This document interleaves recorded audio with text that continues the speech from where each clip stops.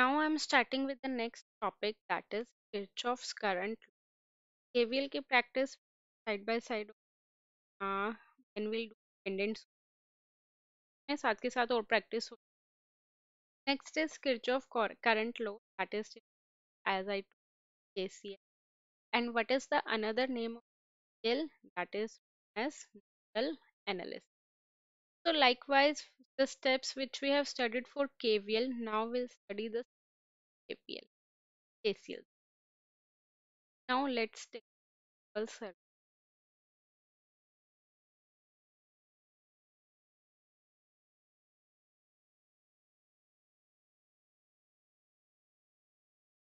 Step number 1, we have to define number of nodes.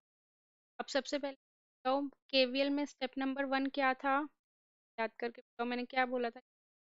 Number 1 is determine करने होते हैं.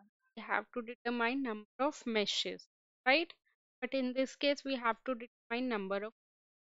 Now the question arises कि ma'am what is node? So node is the point where nodes are connected. That node point where branch are connected. यहाँ पे दो से ज्यादा branch connect होगी, क्या होगा, ये क्या है, नोड है. जैसे तुमने चौराहा देखा है, यहाँ पे कितने रास्ते मिलते हैं चौराहे पे, 4 रास्ते मिलते हैं ना. चौराहा है जहाँ पे 4 रास्ते मिल रहे हैं, दैट इज अ नोड. ठीक है. या फिर तुमने पॉइंट देखा होगा, पॉइंट पे बताओ कितने रास्ते मिल रहे हैं, 1 3, ज्यादा रास्ते हो गए, ये भी एक नोड. बट अगर हमारे पास प्लेन रोड है तो वो एक नोड, वहाँ पे से रास्ते. Got it. ठीक है. ये तो दो से ज्यादा वायर का कनेक्शन होना जरूरी है नोड. अब इधर आ जाओ, यहाँ पे देखो, क्या ये एक नोड है, ये वाला नोड है. यहाँ पे बताओ कितने वायर्स मीट कर रही है, 1 2 wires are connected, that means the next point is this one.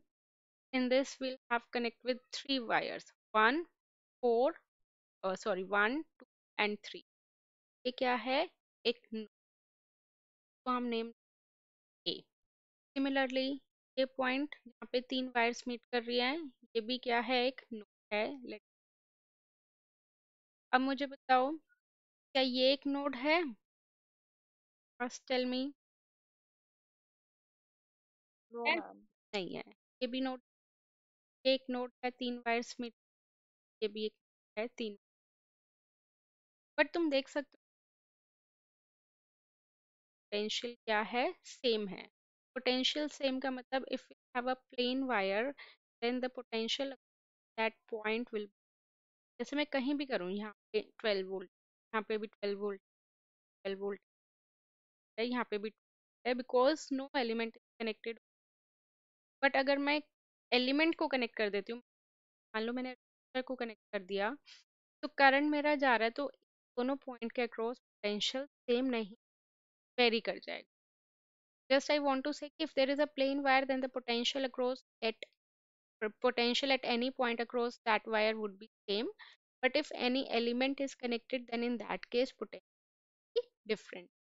So in this case, as we can see that there is a no element over here, so the potential across C point and D point would be same.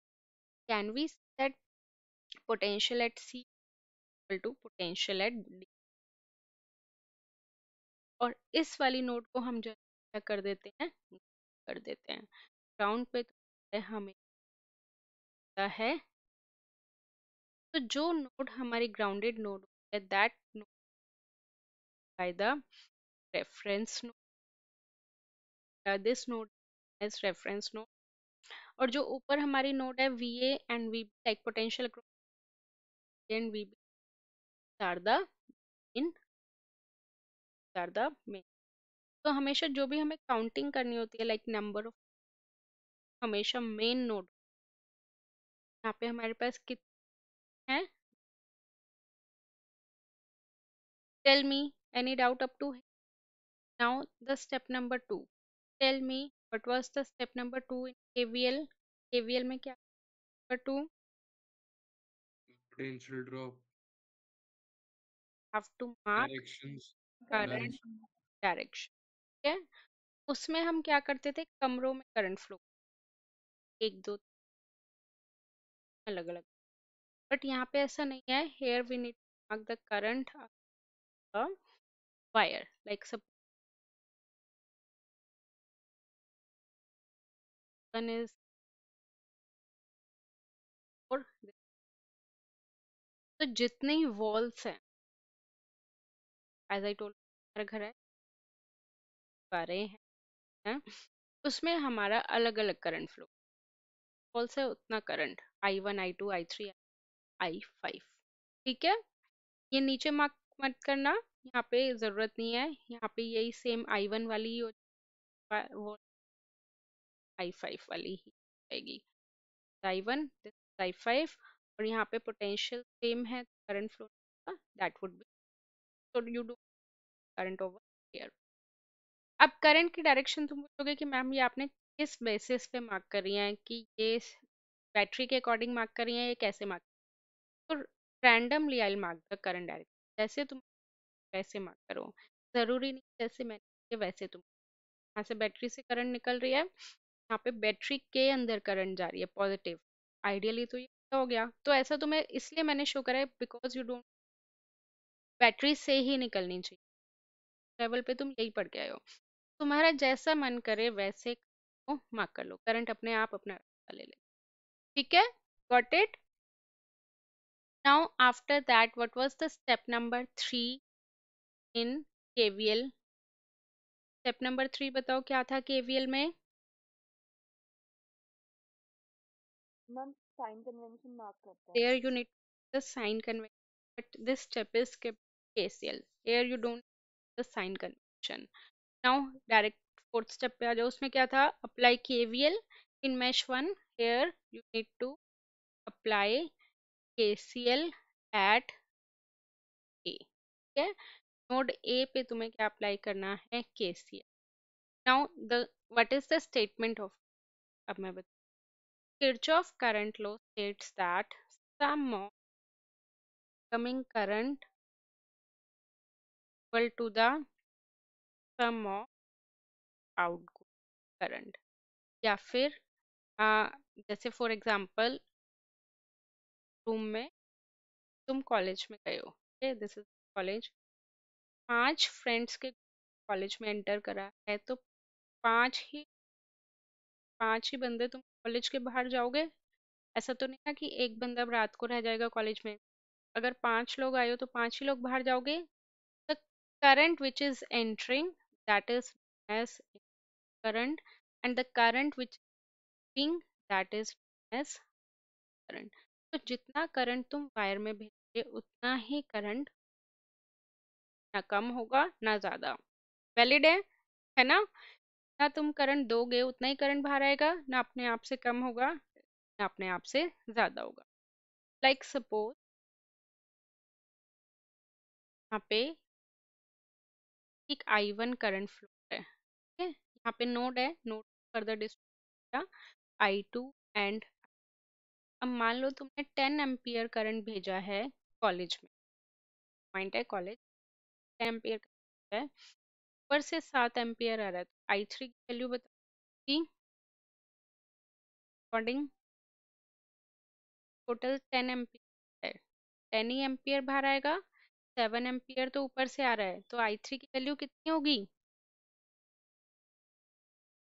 Ma'am 3. Ampere होगी, correct. 7 plus हो गया 10, तो जितना current है उतना ही तुम्हारा out होगा.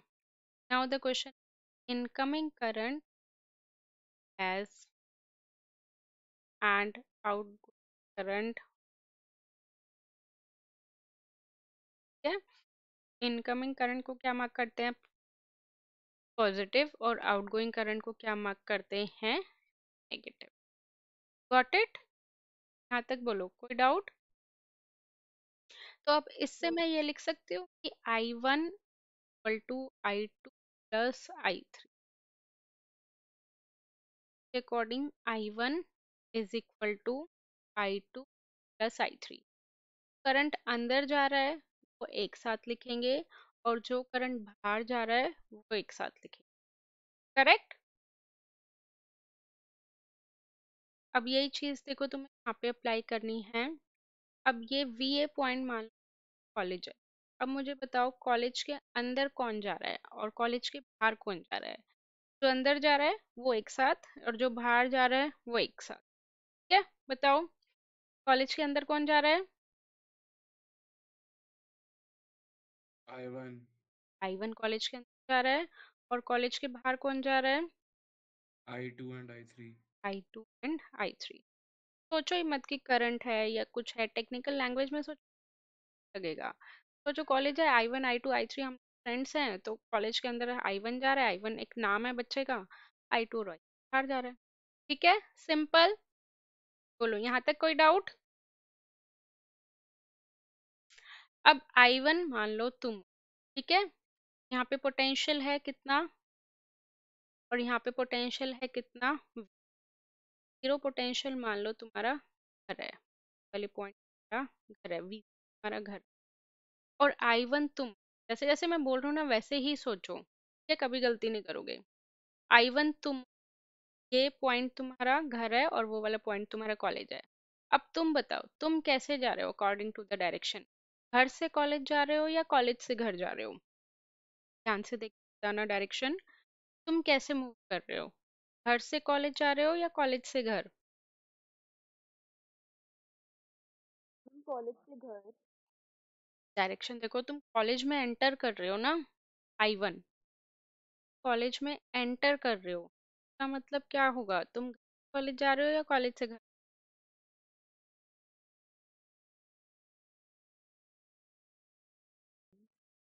तो I2 की वैल्यू VA माइनस 0/6, I3 कैसे जा रहा है, VA से VA जा रहा है, तो V/7। अब इसी तरह हम KCL की इक्वेशन एट नोड B, ये तुम्हारी बन गई, I3 इनकमिंग है, I4 I3 जा रहा है तो V7, I4/8, I5 से 0 माइनस 0। रास्ते में बैटरी आ रही है, बैटरी का -10 divided by resistance. Got it here. IP university में कैलकुलेटर अलाउड होते हैं, फिक्स एस सबसे सस्ता पड़ेगा, 991 MS वाला पड़ेगा। ठीक है, और ये बाकी एडवांस वर्जन है, कोई भी ले सकते। तो based on this will have equation, ये वाली इक्वेशन आ गई। दोनों इक्वेशन को सॉल्व करना है। After solving get the value A and, correct. But मान लो हमसे करंट पूछ, हमसे पूछ क्या I2 की वैल्यू निकालनी है। तो I2 क्या है, देखो I2 तुमने देखा VA माइनस 0/6, तो VA की वैल्यू सब्स्टिट्यूट कर देना, I2 आ जाए।